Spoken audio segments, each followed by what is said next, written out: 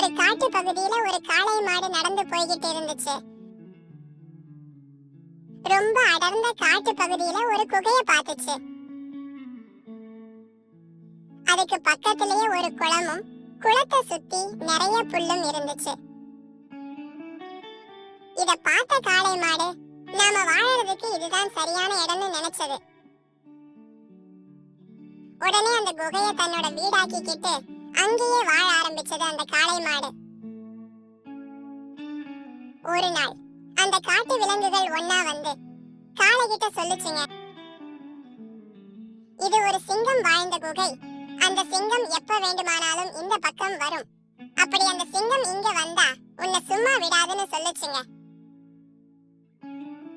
தன்னோட பலத்து மேலையும் புத்திசாலித்தனத்து மேலையும் அதீத நம்பிக்கையை வச்சிருந்த அந்த காளை எப்படிப்பட்ட நிலைமை வந்தாலும் சமாளிச்சுக்கிடலாம்னு நினைச்சது.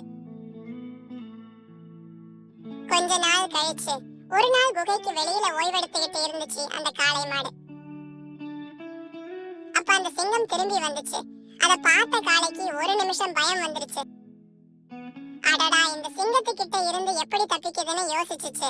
உடனே திரும்பி குகைய பார்த்து, நண்பர்களே, அந்த சிங்கம் வந்துருச்சு, உடனே சமையலுக்கு ரெடி ஆகுங்கன்னு சொல்லுச்சு. இத கேட்ட சிங்கத்துக்கு திடீர்னு பயம் வந்துருச்சு. இங்க நிறைய காளை மாடுகள் இருக்கு போல, இங்க இருந்தா நம்மள அடிச்சு சமைச்சிடுவாங்கன்னு பயந்து அடுத்த காட்டுக்கு ஓட ஆரம்பிச்சது.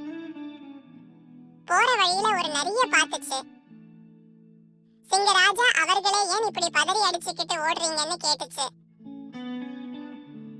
அதுக்கு அந்த சிங்கராஜா சொல்லுச்சு, என்னோட குகையில நிறைய காளை மாடுகள் தங்கி இருக்குங்க, என்ன பார்த்ததும் கொல்லுறதுக்கு தயாராகுச்சுங்க, நான் தப்பிச்சு ஓடிக்கிட்டு இருக்கேன்னு சொல்லுச்சு. இத கேட்ட புத்திசாலியான நரி கேட்டுச்சு, அது எப்படி உங்க குகையில நிறைய காளை மாடுகள் இருக்க முடியும்? அதுதான் சின்ன இடமாச்சே. நானே ஒரு தடவை அந்த பக்கம் போறப்ப ஒரே ஒரு காளையை மட்டும்தான் பார்த்தேன். நீங்க என்ன ராஜா இப்படி சொல்லுறீங்க? எதுக்கும் என் கூட வாங்க, நாம போய் அங்க என்ன நடக்குதுன்னு தெரிஞ்சுக்கிட்டு வருவோம்னு சொல்லுச்சு. இத கேட்ட சிங்கத்துக்கு பயம் தெரியவே இல்ல.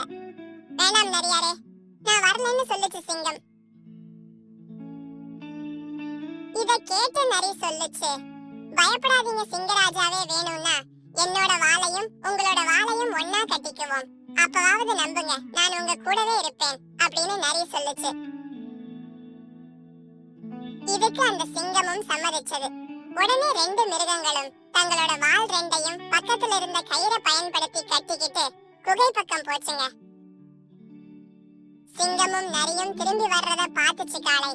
அப்ப சிங்கத்தோட காதுக்கு கேக்குற அளவுக்கு சத்தமா, நண்பர்களே, நம்ம நரியார் சிங்கத்தை பிடிச்சு தன்னோட வால்ல கட்டி இழுத்துக்கிட்டு வர்றாருன்னு சொல்லுச்சு. இத கேட்ட சிங்கத்துக்கு இன்னமும் பயம் ஆகிடுச்சு. அடடா, தந்திரகார நரியை என்ன பிடிச்சு இங்க கொண்டு வந்திருக்கியா?